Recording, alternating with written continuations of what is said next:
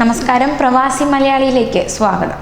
പ്രവാസി ഇന്ത്യക്കാർ അവർ താമസിക്കുന്ന രാജ്യത്ത് നികുതി നൽകുന്നില്ലെങ്കിൽ ഇന്ത്യയിൽ വരുമാന നികുതി നൽകേണ്ടി വരും. വ്യക്തിയെ പ്രവാസി ആയി കണക്കാക്കണമെങ്കിൽ വർഷത്തിൽ 240 ദിവസം വിദേശത്ത് താമസിച്ചിരിക്കണം. അതായത് പ്രവാസികൾക്ക് ഇന്ത്യയിൽ താമസിക്കാവുന്ന പരമാവധി കാലയളവ് വർഷത്തിൽ 182 ദിവസം എന്നത് 120 ദിവസമായി കുറച്ചു.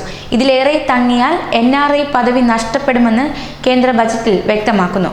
ആദായ നികുതി സംബന്ധിച്ച് നിലവിലിരിക്കുന്ന 100-ലേറെ ആനുകൂല്യങ്ങൾ പുനഃപരിശോധിച്ചുവെന്നും 70 ഇളവുകൾ എടുത്തു കളഞ്ഞെന്നും ബജറ്റിൽ ധനമന്ത്രി നിർമ്മല സീതാരാമൻ വ്യക്തമാക്കി. ഇതിന്റെ ഭാഗമായാണ് NRI പദവിയിലുള്ളവർക്ക് പുതിയ വ്യവസ്ഥ നിലവിൽ വന്നത്. ഇതിനായി ആദായ നികുതി നിയമം സെക്ഷൻ 6 ഭേദഗതി ചെയ്യും.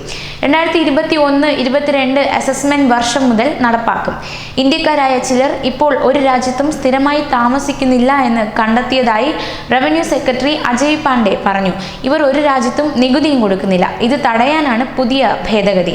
ഇനി ഇവർ അവരുടെ ആഗോള വരുമാനത്തിന് ഇന്ത്യയിൽ നികുതി നൽകേണ്ടി വരും.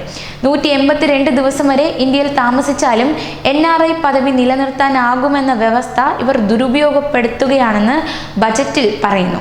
പുതിയ വ്യവസ്ഥയനുസരിച്ച് 3 ഭേദഗതികളാണ് കൊണ്ടുവരുന്നത്. ഒന്ന്, NRI പദവി നിലനിർത്താൻ നികുതി കണക്കാക്കുന്ന വർഷത്തിൽ 182 ദിവസം ഇന്ത്യയിൽ ഉണ്ടാവാമെന്നത് 120 കുറയ്ക്കും.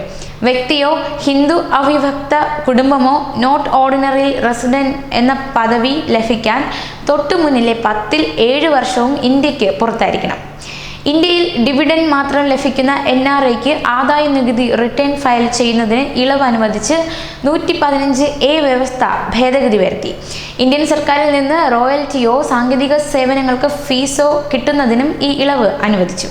കൂടുതൽ പ്രവാസി വാർത്തകൾക്കായി ഈ ചാനൽ സബ്സ്ക്രൈബ് ചെയ്യുക.